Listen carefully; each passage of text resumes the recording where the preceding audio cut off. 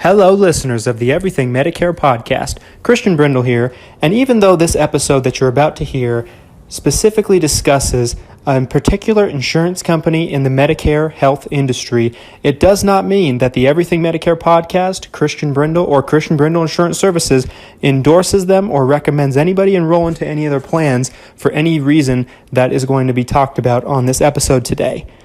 We do not endorse or recommend any particular insurance company over another.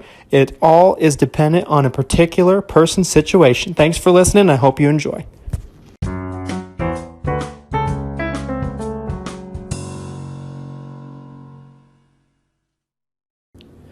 Hello, everybody. Welcome to another edition of this week's Everything Medicare Podcast, and thank you for joining me.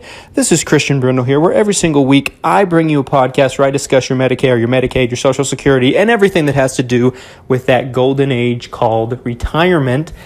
And folks, I hope this podcast finds you on a Monday morning in a joyful, healthy, happy, positive state, and I hope you had a fantastic weekend. This past weekend was the first weekend that I was a dad. So that was kind of interesting. That was kind of cool. We've had our daughter, our infant, newborn baby girl daughter. She's been at home for, we brought her home last Thursday. So that would be Thursday, Friday, Saturday, Sunday, Monday. So this is day 5 that she is here. And again, I wanted to take a minute to thank you for all of the support, all of the love. And we did a podcast on Saturday specifically targeted and specifically mentioning grandchildren, because I thought it would be an interesting thing, for kids in general and how they're covered at birth for different types of insurance. But specifically what I went over and what I touched on was life insurance and health insurance. So if you haven't heard that, go back and listen to that. I think you'll enjoy it. I think it was an interesting, a little kind of a fun thing to talk about, an interesting thing that a lot of people may or may not know. And, a lot of people may have gone through it with their kids, but maybe if, your kids are grown, things probably have changed a couple of different times in the insurance industry. And, it's interesting to know how things work today with the way things go with, the Affordable Health Care Act, the marketplace, group plans, subsidies, all that fun stuff. So really, really good episode. I really enjoyed doing it. Go back and listen to it. Today, folks, I have an interesting episode for you. And I don't usually do any episodes specifically about a particular insurance company. Now, if you listen to the episode at the beginning, we gave a disclosure stating that, we're not recommending any particular company for anybody. It needs to be specifically chosen by you based off of your needs, your preferences. Not every single insurance company, not any insurance company in particular, I should say, no matter how good on paper they might seem, is always the best fit for every single person. It needs to be specifically picked out based off of what prescriptions you take, what doctors you see, what benefits you need, and a particular situation that you might find yourself in if you have any sicknesses or ailments or whatever the case may be. So keep that in mind. I'm not saying that we're going to be recommending CVS or Aetna. I just think it's something to keep in mind for. I'll give you an example.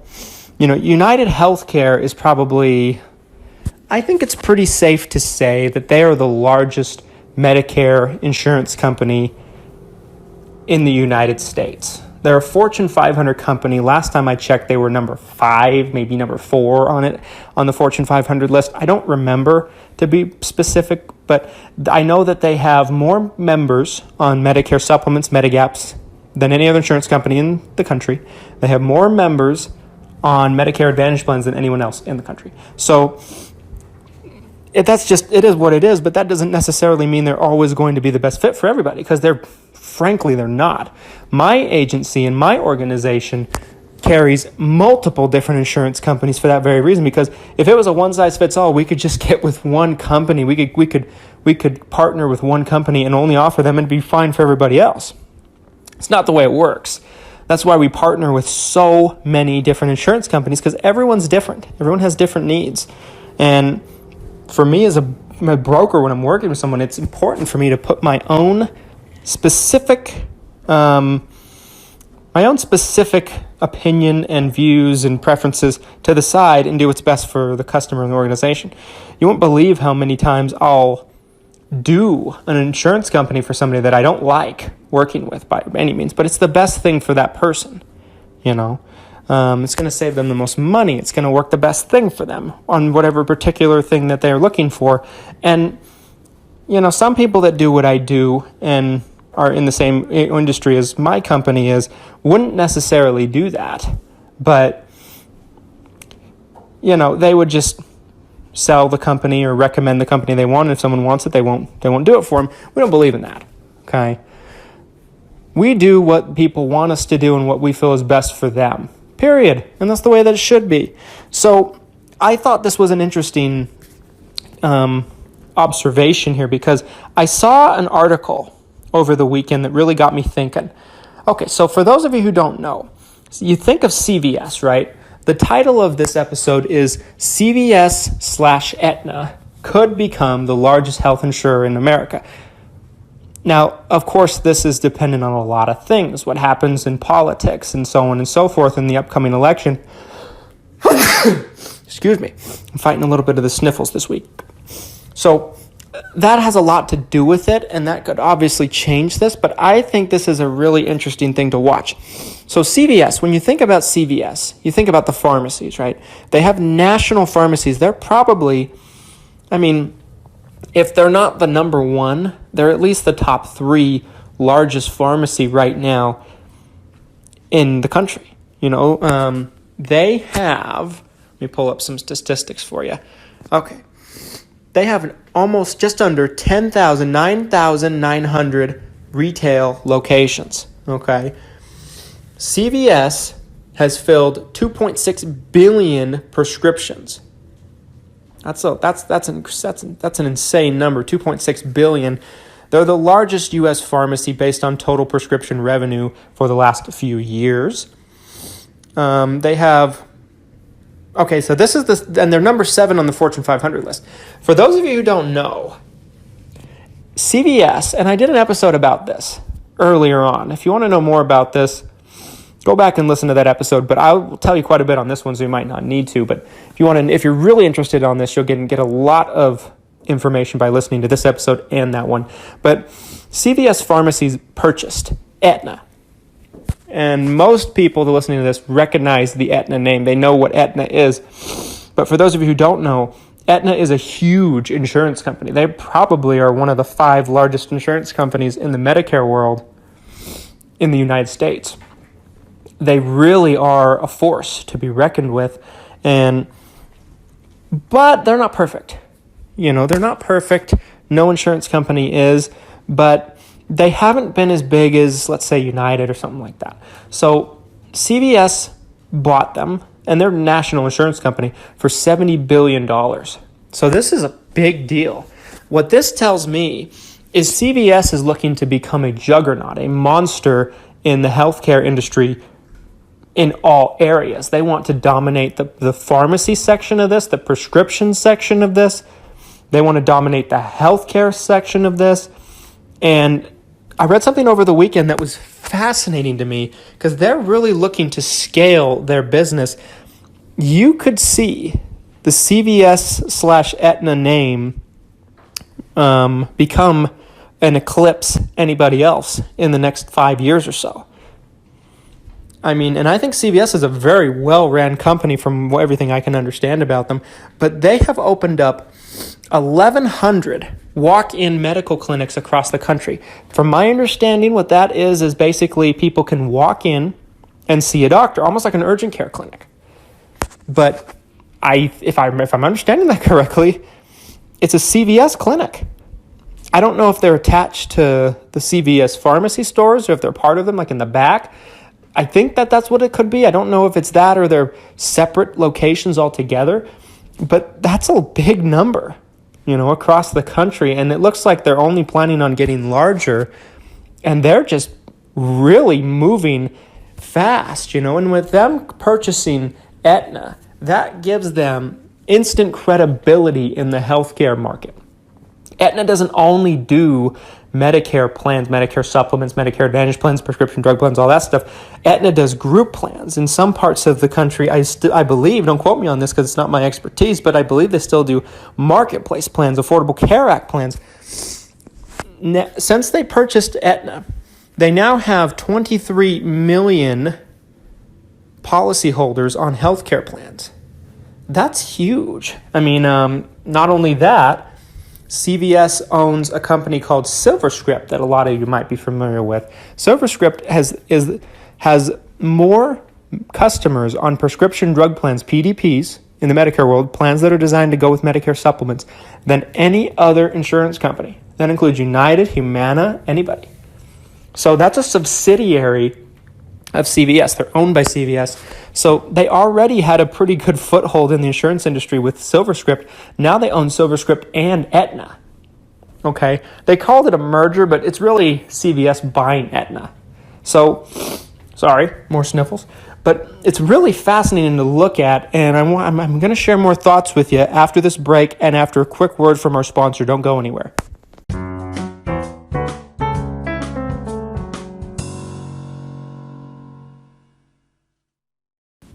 Welcome back, folks. Thanks for sticking with us. And this is the Everything Medicare Podcast, and my name is Christian Brindle. So, this week we're talking about CVS and Aetna and why I think that it's a very strong possibility that they might eclipse every other insurance company in years to come as the largest insurer in the United States, assuming that nothing goes crazy, with this next coming election in Congress and all that stuff. It depends on a couple of things, but assuming that doesn't happen, and I don't personally believe that it will, but that's a conversation for another day. In my opinion, folks, CVS is not the only company that has kind of started to branch out and that kind of stuff. United Healthcare owns other companies. They own mail-order pharmacies. Humana owns mail-order pharmacies. United Healthcare owns subsidiaries that, do different kinds of things, and Humana owns smaller clinics and things like that. So CVS is the first company to do this. This isn't a foreign concept. But in my opinion, we're going to get off track here a little bit, and let's just talk about business for a second, because a lot of this has to do with business. In my opinion, there are three major facets of the healthcare industry in the United States today as everything is formulated. Number one, you got the prescriptions, pharmacy, prescriptions, etc. That's number one. Number two, you have health insurance coverage, covering people. Number three, you have health care, like hospitals, doctors, that kind of stuff. I'm of the opinion that they are moving to dominate all three areas, and they're the only company that's doing that I can see. They're already a monster company, being the 7th company on the Fortune 500 list. That's enormous as it is. They paid $70 billion for Aetna, like I said, and a lot of experts thought that they overpaid by $10 or $20 billion, but they can afford to do that, and they really wanted Aetna. Aetna gives them credibility in number two, the health insurance section of things, because they instantly, have the credibility of the Aetna name. And CVS is a really well-run company, so they can come in and kind of fix things that Aetna doesn't necessarily do right. Every company has that, but, they're a very well-run company, in my opinion, and they can kind of maybe even improve some things with Aetna. And so we don't know exactly 100% how this is going to affect Aetna. Excuse me. We don't know if, Aetna is going to be Aetna/CVS plans going forward, or if they're just going to fall under the Aetna name and just everybody knows that they're owned by CVS or whatever the case may be. We don't know yet. But what we do know is the first two, I think they are at the top of the list they're in the top three, if not number one in one of them. The first one, like I said, is the prescription side of things. They have the largest pharmacy group. They're the biggest pharmacy holder in the country. And I think that's pretty obvious because they're national. They have so many locations. They own a company called Caremark that they bought in 2006. And Caremark does a lot of different things, but for the most part, Caremark issues different prescriptions, and they're basically like a third party that some insurance companies and other private providers outsource to them to take care of their prescription side of things, and provide prescription coverage and things like that. So they already own that company. That Caremark started in the 90s and it's got bigger and bigger, and then they bought them. They're looking to expand. They're looking to, I don't want to use the word monopolize because that's kind of a dirty word in today's society, but they're looking to scale what they already have. A lot of companies, and whether you are a business person or you're a fan of business or interested in business, I'm not trying to bore you with this because this isn't the Everything Business Podcast. This is the Everything Medicare Podcast, but this is relevant. I'm just going to talk about it for a second. When a business gets really big like CVS, you'll see one of two things happen. They get complacent and they just keep doing what they're doing with their stores. And they can stay big for a while, but eventually there's a good chance that they can be overtaken by a new company and they can get put out of business. Complacency in the business world just doesn't get you very far, and that's just not an opinion of mine. That's just a fact. I mean, we can look at other types of businesses and see how this goes, like a Blockbuster. Blockbuster was overtaken by Netflix and other streaming services. Blockbuster's gone. Payless is gone. JCPenney is on the verge of being gone. Amazon is crushing so many businesses and stores, malls. My point is, the businesses that stay around, they adapt. They change with the world. And I'm not saying that's necessarily a good or a bad thing, but it is a fact of what they do. Like Amazon is always adapting and changing, and Facebook and Google and these other technology companies. But if you look at what CVS is doing, they're looking to take hold of the three areas of healthcare. Number one, they already have grasp hold on. I think it's pretty safe to say they're the largest pharmacy company in the country right now, and they're looking to maintain that. Now, they already had a pretty good foothold in the health insurance industry with SilverScript. Like I said, SilverScript has more policy holders currently on prescription drug plans than any other insurance company. And that's huge. I mean, there's so many tens of millions of people on Medicare, and they have the most popular prescription drug plan in SilverScript that's owned by CVS. But they didn't stop there, because prescription drug plans are a small part of that market. There's so many other things. There's Medicare supplements, there's Medicare Advantage plans, there's group plans, there's Affordable Care Act plans. There's so many different types of insurance plans, life insurance even. So what do? They buy Aetna, and that instantly propels them into the top three. Right there. So the first two categories, they're number one in the first, and you could make a strong argument they're top three, maybe top five if you want to, at the worst case scenario, basically instantly, overnight, as far as the healthcare side of things. Like I said, they now have 23 million people that are covered on a plan that falls under the CVS umbrella. And Aetna itself is not a small company. Aetna is a giant. Aetna owns all kinds of subsidiaries and smaller companies that they own. They have life insurance policies. All of that now falls under the CVS umbrella. So the credibility there is enormous, and they're moving to take control of the healthcare industry, not just one part of it. Like I said, I think there's three parts. Now, the third part, and that's why I'm doing this podcast, because I didn't know this until this weekend, they've opened up now 1,100 walk-in medical clinics. Now, I don't know 100% about that. I'm going to do some homework and learn some more, but regardless of whether they're doing specific clinics that are separate from the stores or whether they're inside the stores, that's propelling them to compete against some of the larger clinics, and they're just going to continue to open more. And so they're moving to take market share in the third category. I'm not trying to bore you with all this business talk, but they're looking to scale and take control in all areas of the healthcare industry and become just a giant and become bigger and badder than any other insurance company. And that could possibly propel them to make some changes, do some things and make their plans so attractive and so user-friendly and just adapt in a way. I mean, this company has shown us that they are capable of adapting and growing for the good, for them.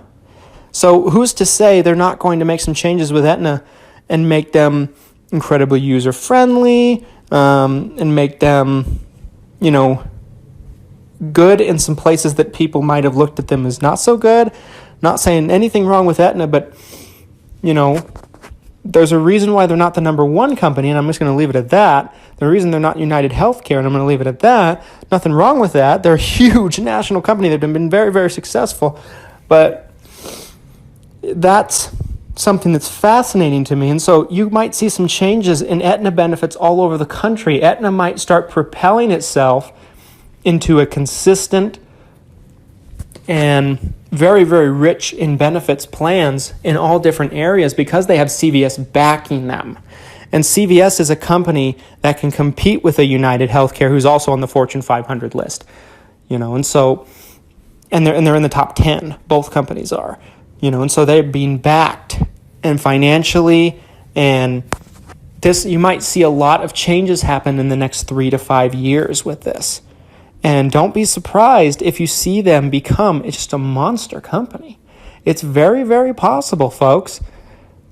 Now, I think it's something to look for. We'll see. I could be wrong. I'm not right about anything until it happens. And I have no crystal ball. I just observe what's happening around me and take a look and at the possibilities that the future might behold.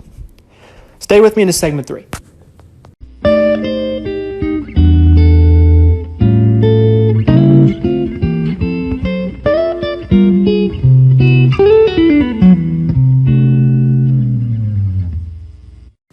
Welcome back, folks. Thanks for sticking with me to our third and final segment.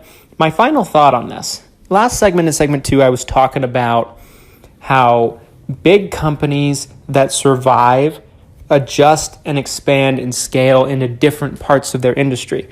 They don't just jump into different industries, though. That's the thing. Some companies do. Some companies are so big that they can do that.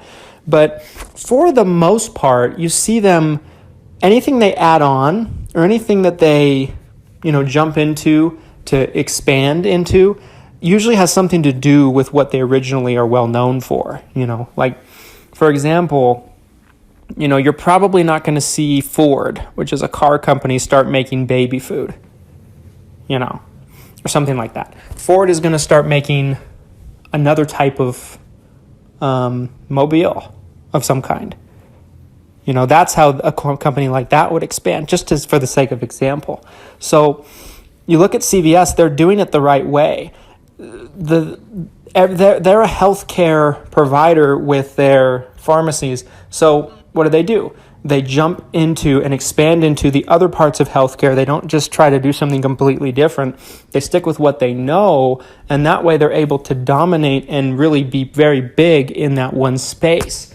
And some people don't like big companies doing that. Some people, that's fine. I'm not going to tell you how to think or whatever. I'm just saying, let's look at how this is playing out, and let's consider the possibility that they might become the biggest health care provider in all different sections. They might be a force. If they become top 3 in all 3 categories that we talked about, prescription coverage, health insurance, healthcare, they're going to be untouchable for a lot of companies, and they might threaten some of these other big companies. They might take market share away from some of these other big companies in different areas. They might roll out a way that, it benefits you to have your health insurance plan through them, because then you might get discounts at their pharmacies that you can't get through any other plan. I don't know. Just throwing it out there, it makes sense. Probably they'd be able to afford to do that. Or you might get discounts at one of their clinics if you have one of their health insurance plans. Who knows? I don't know that to be a fact. I have no reason. I'm just throwing that out there. They'll be able to do those kind of things that other companies can't potentially do. And other companies might try to follow, but they're doing it first, which gives them the advantage. Doesn't mean it's necessarily going to work, but we'll see. It's very fascinating to me. We'll have to see how this goes, especially with politics and the upcoming election and everything like that. But very, very interesting to think about and keep an eye on. And who knows? We'll have to see how that works out for them. I just read this over the weekend, and I thought that this would be a fascinating episode to talk about because this could dramatically affect the Medicare industry. Dramatically. Aetna's a big player now, but they could be the player down the road. Like I said at the beginning, I'm not endorsing them. My company is not endorsing them. My podcast is not endorsing them. But this is an interesting topic to talk about. That's all. That's all, folks. Everybody, thank you so much for listening to me week after week and everything that we're doing and we're bringing to you. I mean, I'm flattered. I really am that you take the time to listen to us. If you are on Medicare or you're about to be on Medicare, whatever your case is, if it has to do with Medicare and you live in Utah, Idaho, or Florida, those are the 3 states that I'm licensed and my company is licensed to work with people in, and you'd like to talk to me. Maybe you're not sure which way you want to go with your Medicare, or maybe, potentially you are not sure which way you want to go. You turn 65. Maybe you're already on Medicare and you're just not satisfied with what you have, or you're not sure if you can do better. You just want to compare. Whatever your case is, I'm happy to talk with you.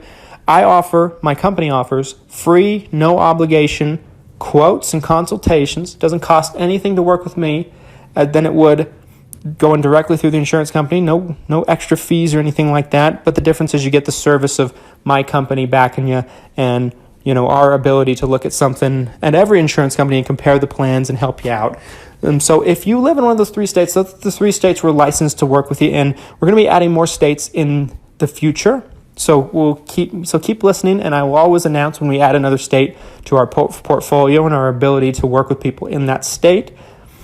If you'd like to talk with me, call our office Monday through Friday, 9:30 a.m. to 4:30 p.m. Mountain Standard Time in Utah at 801-255-5340, 801-255-5340, and just ask for Christian. Very, very simple, folks. And I'd be happy to talk with you. And if I can't help you, I'll tell you. Promise.